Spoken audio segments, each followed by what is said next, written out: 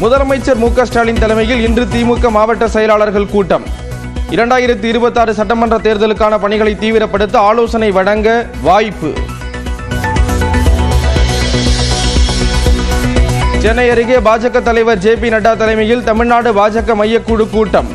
சட்டப்பேரவை தேர்தலை எதிர்கொள்வதற்கான பணிகள் உள்ளிட்டவை குறித்து ஆலோசனை. சிபிஎஸ்இ பள்ளிகளில் 3, 5 மற்றும் 8ஆம் வகுப்பில் 33% குறைவாக மதிப்பெண் எடுத்தால் இனி தேர்ச்சி இல்லை. ஆல் பாஸ் கிடையாது என கையெழுத்து கேட்டால் கேள்வி கேளுங்கள் என பெற்றோர்களுக்கு அமைச்சர் அன்பில் மகேஷ் பொய்யாமொழி வேண்டுகோள். பிள்ளைகளோட எதிர்காலத்தில் தேசிய கல்விக் கொள்கை விளையாடும் போது தேசிய எதிர்ப்பு குரல்னாச்சும் தெரிவிங்க. நீங்கள் இது எப்படிங்க ஏற்றுக்கொள்ள முடியும்? என் பிள்ளை 5ஆவதுல ஃபெயில் ஆயிடுச்சுன்னா அந்த பிள்ளையோட ஒரு வருஷத்துக்கு படிப்பு என்னாவும் எதிர்காலம் என்னாவும் தேசிய கேள்வி கேளுங்கள். கல்வியின் தரம் உயர வேண்டுமானால் ஆல் பாஸ் தேவையில்லை என மத்திய நிதியமைச்சர் நிர்மலா சீதாராமன் கருத்து. ஃபெயிலானாலும் மீண்டும் பாஸ் பண்ண 2 மாதம் பயிற்சி அளித்து தேர்வு எழுத வைப்பார்கள் என தமிழிசை விளக்கம். பரீட்சை வைப்பாங்க, அந்த பரீட்சை வச்சா கூட அவங்க ஃபெயில் ஆயிட்டாங்கன்னா 2 மாசம் அவங்களுக்கு ஸ்பெஷலா சொல்லி கொடுத்து மறுபடியும் அவங்களுக்கு பரீட்சை வைப்பாங்க. அதுல எல்லா குழந்தைகளும் பாஸ் பண்ணிடுவாங்க. தமிழ்நாட்டில் தெருநாய்களின் தொல்லையை கட்டுப்படுத்த முதலமைச்சர் மு க ஸ்டாலின் உத்தரவு. தெருநாய்களுக்கு கருத்தடை சிகிச்சை மேற்கொள்ள உள்ளாட்சி அமைப்புகளில் 500 பேருக்கு பயிற்சி வழங்க ஆணை. அதிமுக தொண்டர்கள் எதிர்பார்க்கும் கூட்டணி விரைவில் அமையும் என செயற்குழு கூட்டத்தில் எடப்பாடி பழனிசாமி பேசியதாக தகவல். மேலும் சில கட்சிகள் கூட்டணியில் இணையும் என்றும் நம்பிக்கை. தேமுதிக இளைஞரணி செயலாளர் பொறுப்பிலிருந்து நீக்கப்பட்டதற்கு நல்ல தம்பி எதிர்ப்பு. தேமுதிக உயர்மட்ட குழு உறுப்பினர் பதவியிலிருந்து தன்னை விடுவிக்காவிட்டால் அடிப்படை உறுப்பினர் பதவியிலிருந்து விலகுவேன் என எச்சரிக்கை. ஈரோடு மாவட்டம் சிவகிரி அருகே நடந்த இரட்டை கொலை தொடர்பாக விசாரிக்க மேலும் 2 தனிப்படைகள் அமைப்பு. தோட்டத்து வீடுகளை கணக்கெடுக்கும் பணியில் வெளி மாவட்டங்களைச் சேர்ந்த 250 காவலர்கள் தீவிரம். நெல்லை இருட்டுக்கடை யாருக்கு சொந்தம் என்பதில் தொடரும் மோதல். 3ஆவதாக உரிமை கோரிய பிரேமானந்த் சிங்குக்கும் கடைக்கும் தொடர்பு இல்லை என நயன் சிங் கவிதா மறுப்பு. மதுரையில் பணி நேரத்தில் நடிகர் விஜயை பார்க்க விமான நிலையம் சென்ற காவலர் சஸ்பெண்ட். காவல் ஆணையர் லோகநாதன் அதிரடி நடவடிக்கை. சென்னை திருவிக நகரில் இருசக்கர வாகனம் மீது மாநகர பேருந்து மோதி விபத்து. சிகிச்சை பலனின்றி முதியவர் உயிரிழப்பு.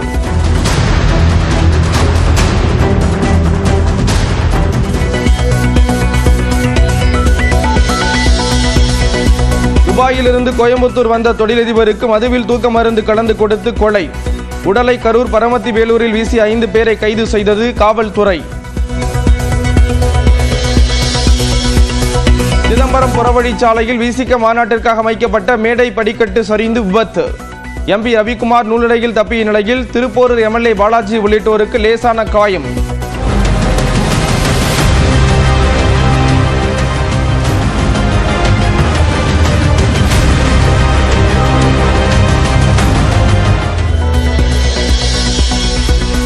சென்னை கோயம்பேட்டிலிருந்து பட்டாபிராம் வரையிலான மெட்ரோ ரயில் விரிவாக்க திட்டத்திற்கு தமிழ்நாடு அரசு ஒப்புதல். 21.76 கிலோமீட்டர் தூரத்திற்கு சுமார் 9,928 கோடி ரூபாய் மதிப்பில் செயல்படுத்தப்படும் திட்டம். உத்தரப்பிரதேசத்தில் கங்கா விரைவு சாலையில் விமானங்களை இறக்கி சோதனை நடத்திய இந்திய விமானப்படை.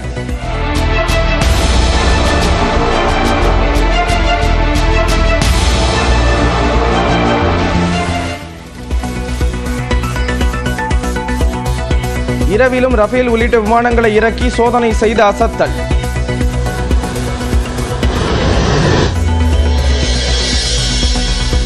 சாதிவாரி கணக்கெடுப்பை தரவுகளாக மட்டுமல்லாமல் சமூக பொருளாதார குறியீடுகள் அடிப்படையில் மேற்கொள்ள வேண்டும். காங்கிரஸ் செயற்குழு கூட்டத்தில் வலியுறுத்தல். கேரள மாநிலம் கோழிக்கோடு அரசு மருத்துவமனையில் மின்கசிவால் தீ விபத்து. 4 நோயாளிகள் உயிரிழந்த சோகம்.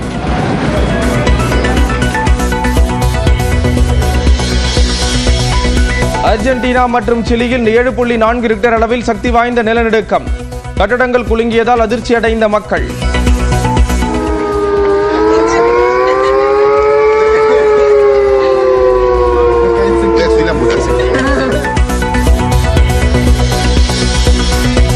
ஹைதராபாத் அணிக்கு எதிரான IPL போட்டியில் 38 ரன்கள் வித்தியாசத்தில் குஜராத் அணி வெற்றி.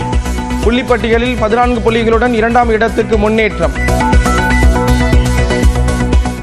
இந்தியாவிலேயே முதல் முறையாக இரவில் தேசிய நெடுஞ்சாலையில் விமானப்படை விமானங்களை தரையிறக்கும் ஒத்திகை நடத்தப்பட்டிருக்கிறது. அது எங்கு நடந்தது விளக்குகிறது இந்த தொகுப்பு.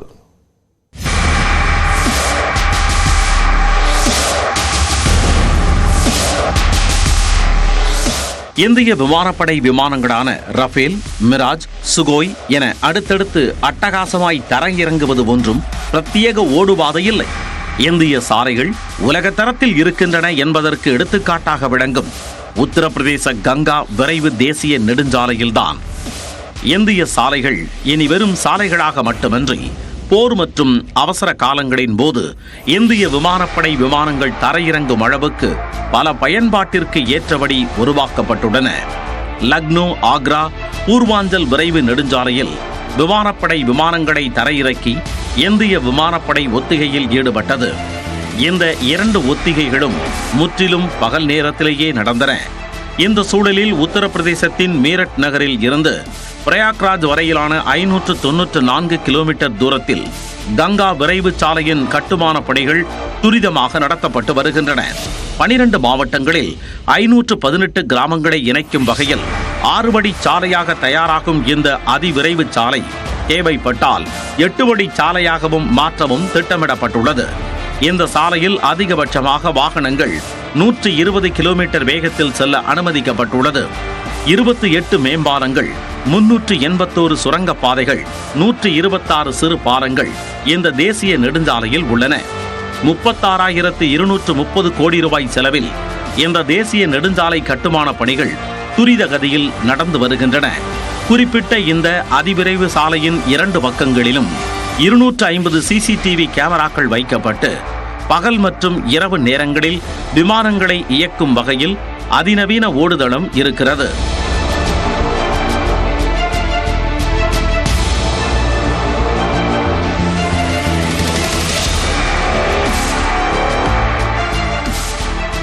இந்த சூழலில் ஷாஜகான்பூரில் 3.5 கிலோமீட்டர் தூரத்திற்கு இந்திய விமானப்படை விமானங்கள் தரையிறங்கி மீண்டும் பறக்கும் வகையில் ஒத்திகை வெள்ளிக்கிழமை பகலில் நடத்தப்பட்டது. இதுவரை நடந்த அனைத்து தரையிறங்கும் ஒத்திகைகளும் பகலில் நடந்த நிலையில் முதல் முறையாக இந்திய விமானப்படை விமானங்களை கங்கா விரைவு சாலையில் இரவிலும் தரையிறக்கி ஒத்திகை பார்த்தனர். சுகோய் 30, மிராஜ் 2000 விமானங்கள் மற்றும் Mi-17 V5 ஹெலிகாப்டர்கள் இந்த ஒத்திகையில் பங்கேற்றன.